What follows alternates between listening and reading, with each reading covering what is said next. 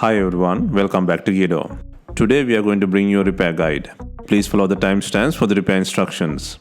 Do not forget to subscribe for more videos. Let us know if you have any questions. Please like, share and comment on our videos.